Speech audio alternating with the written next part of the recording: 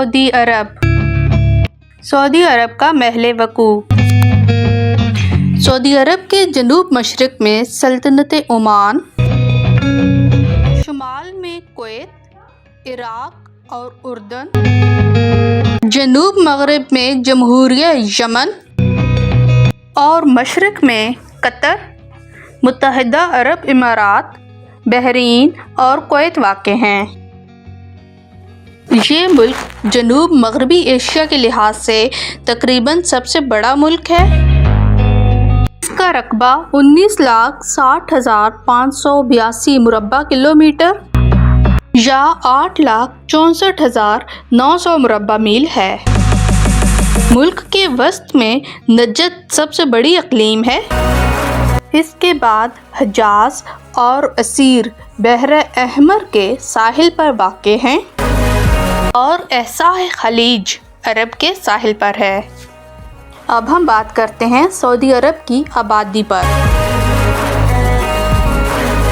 سعودی عرب کی آبادی تقریباً 2,76,00,000 نفوس پر مشتمل ہے۔ 24 افراد فی مربع میل میں رہتے ہیں۔ 73% لوگ شہروں میں آباد ہیں۔ یہ لوگ عربی نسل سے تعلق رکھتے ہیں۔ اب ہم دیکھتے ہیں سعودی عرب کی آب و ہوا۔ یہ میدانی علاقوں کی آب و ہوا صحراوی ہے۔ چونکہ خط سرطان سعودی عرب کے درمیان سے گزرتا ہے، اس لیے ماہ جون میں یہاں سورج کی شعاعیں عموداً پڑتی ہیں اور سخت گرمی رہتی ہے۔ گو کہ اس میں کچھ رطوبت بھی شامل ہوتی ہے۔ پہاڑی علاقوں میں سردی بھی رہتی ہے، بارش بہت کم ہوتی ہے۔ ریگستانی علاقہ ہونے کی بنا پر دن اور رات کے درجہ حرارت میں کافی فرق ہوتا ہے۔ اسی طرح جوں سطح سمندر سے بلندی پر جائیں تو دن رات کے درجہ حرارت میں فرق کم ہو جاتا ہے۔ گرمیوں کا موسم مارچ کے مہینے سے شروع ہو جاتا ہے، جبکہ اپریل، مئی اور جون میں سخت گرمی رہتی ہے اور درجہ حرارت 50 ڈگری سینٹی گریڈ سے بھی بڑھ جاتا ہے، اور انہی مہینوں میں گرم خشک ہوائیں بھی چلتی ہیں جو جسم کو جھلسا دیتی ہیں۔ ان ہواؤں کا دورانیہ کم از کم 50 سے 55 دن ہوتا ہے۔ لوگ عام طور پر جون جولائی کے مہینوں میں کاروبار بند کر کے ہوا کی شدت سے بچنے کے لیے تہہ خانوں میں آرام کرنے چلے جاتے ہیں۔ سعودی عرب کے کچھ علاقے یعنی ربیع الخالی ریگستان میں کئی سال تک بارش کی ایک بوند بھی نہیں گرتی، جبکہ حضر الموت کے علاقوں میں باقی ملک کی نسبت زیادہ بارشیں ہوتی ہیں۔ سعودی عرب کے دارالخلافہ کا نام ریاض ہے، جبکہ دیگر مشہور شہروں میں مکہ معظمہ جہاں بیت اللہ شریف ہے اور عالم اسلام کے مسلمانوں کا دینی مرکز ہے۔ مسلمان ہر سال حج بیت اللہ کے لیے یہاں لاکھوں کی تعداد میں جمع ہوتے ہیں۔ مدینہ منورہ ایک اور مشہور اور متبرک شہر ہے۔ یہاں رسول مقبول حضرت محمد مصطفیٰ صلی اللہ علیہ وسلم کا روضہ مبارک ہے، جس کی زیارت مسلمانوں کے لیے فخر اور سکون و قلب کا باعث ہے۔ دمام یہ ایک نو آبادی صنعتی شہر ہے۔ یہاں پیٹرو کیمیکل کے بڑے بڑے کارخانے واقع ہیں۔ جدہ، طائف، حفوف، تبوک، دہران بھی کافی مشہور شہر ہیں۔ سعودی عرب کا سرکاری مذہب اسلام ہے اور 100% آبادی مسلمان ہے۔ سکہ۔ سعودی عرب کے سکہ کو سعودی ریال کہتے ہیں۔ سعودی عرب میں بارش کی کمی اور پانی کی کمی کی وجہ سے زراعت بہت کم رقبہ پر کی جاتی ہے۔ تقریباً 40% رقبہ چراگاہیں، 1/2% پر جنگلات، 1/2% پر زراعت اور باقی 59% رقبہ بنجر ہے۔ جس میں پہاڑ اور ریگستان واقع ہیں۔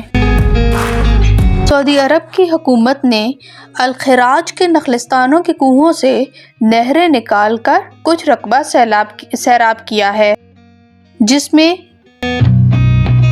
جو، گندم، مکئی، الفافا یعنی برسیم، چارہ، گنا، کھجوریں اور سبزیاں کاشت کی جاتی ہیں۔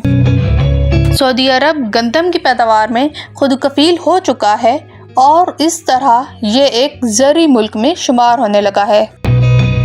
سعودی عرب کی معدنیات، یہ ایک مسلمہ قانون الہیہ ہے کہ اللہ تعالیٰ نے جہاں زمین کے اوپر کچھ پیدا نہیں کیا، وہاں زمین کے نیچے خزانوں کے انبار جمع کر دیے ہیں۔ اسی قانون کے تحت سعودی عرب میں سب سے بڑی معدنی دولت تیل کے کبھی نہ ختم ہونے والے ذخائر موجود ہیں، جو ملک کے 90% بجٹ کو پورا کرتے ہیں۔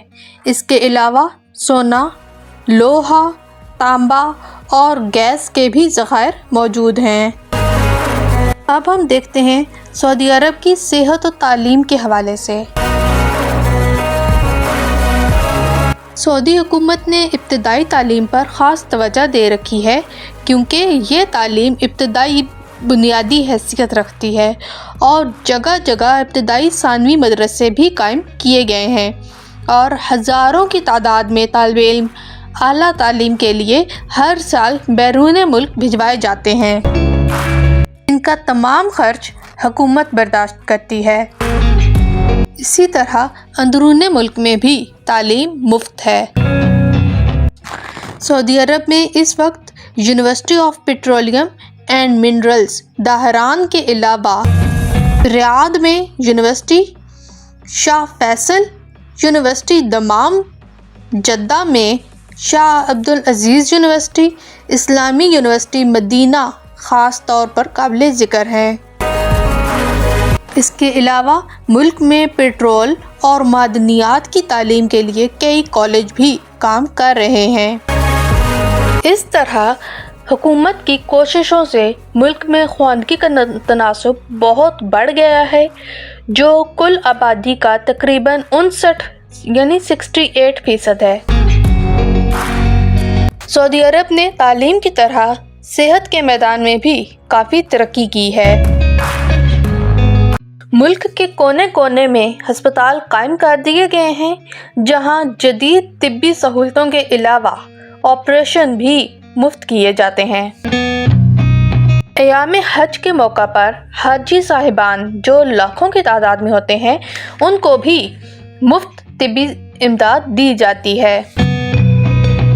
اگر ایسا کوئی مریض یا مرض ہو جس کا علاج اندرون ملک ممکن نہ ہو تو ایسے مریض کا علاج بیرون ملک بھیج کر کروایا جاتا ہے، جس کا تمام خرچ حکومت برداشت کرتی ہے۔ یہی نہیں بلکہ مریض کے سفر کا خرچ بھی حکومت ادا کرتی ہے۔